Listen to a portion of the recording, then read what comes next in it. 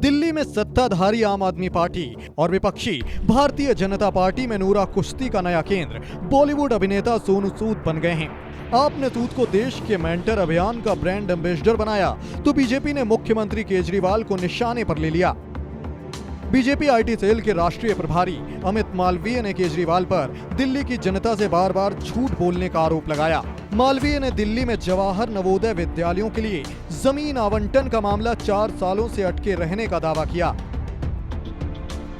मालवीय ने इसे लेकर ट्वीट किया। उन्होंने कहा कि अरविंद केजरीवाल दिल्ली के लोगों से झूठ बोलते हैं, उनकी आंखों में लगातार धूल झोंकते रहते हैं। आज उन्होंने एक बॉलीवुड सेलिब्रिटी को देश के मेंटोर प्रोग्राम का ब्रांड एम्बेसडर नियुक्त किया।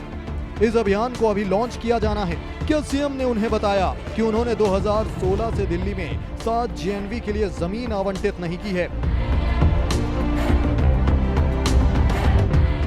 आपको बता दें कि दिल्ली में 2 जवाहर नवोदय विद्यालय चल रहे हैं।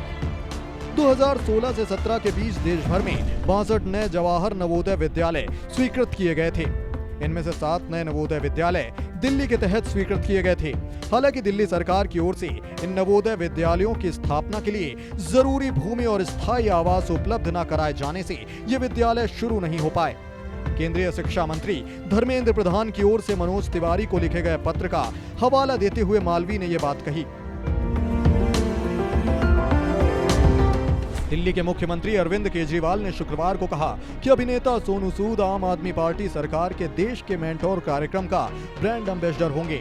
इस कार्यक्रम के तहत विद्यार्थियों को उनकी पसंद का करियर चुनने के लिए मार्गदर्शन भी किया जाएगा। केजरीवाल और सूद के बीच मुलाकात के बाद ये घोषणा की गई। इस कार्यक्रम के तहत दिल्ली के सरकारी स्कूलों के विद्यार्थियों को उनकी पसंद का करियर चुनने और उन्हें उनकी प्रतिभाओं से वाकिफ कराने में मदद की जाएगी। बच्चों को उनके करियर से संबंधित सवालों के जवाब उन मेंटर्स के माध्यम से मिलेंगे जिन्हें कार्यक्रम के तहत चुना जाएगा। देश के मेंटर कार्यक्रम के तहत एक मेंटर हर सप्ताह विद्यार्थियों का मार्गदर्शन करने के लिए 10 मिनट का वक्त देंगे। इससे पहले केजरीवाल ने कहा कि हमने दिल्ली के सरकारी स्कूलों में बदलाव लाने के लिए काफी मेहनत की है। अब हम शिक्षा को एक जन क्रांति बनाना चाहते हैं। जब देश भर के युवा हमारी शिक्षा क्रांति का हिस्सा होंगे तो कोई भी भारत को इस दिशा में विश्व का नेता बनने से रोक नहीं पाएगा। हम इस कार्यक्रम के लिए सोनू सूद के साथ जुड़कर काफी खुश हैं, जिन्होंने देश के लिए अपने निस्वार्थ सेवाओं से देश भर के लाखों युवाओं को प्रेरित किया है।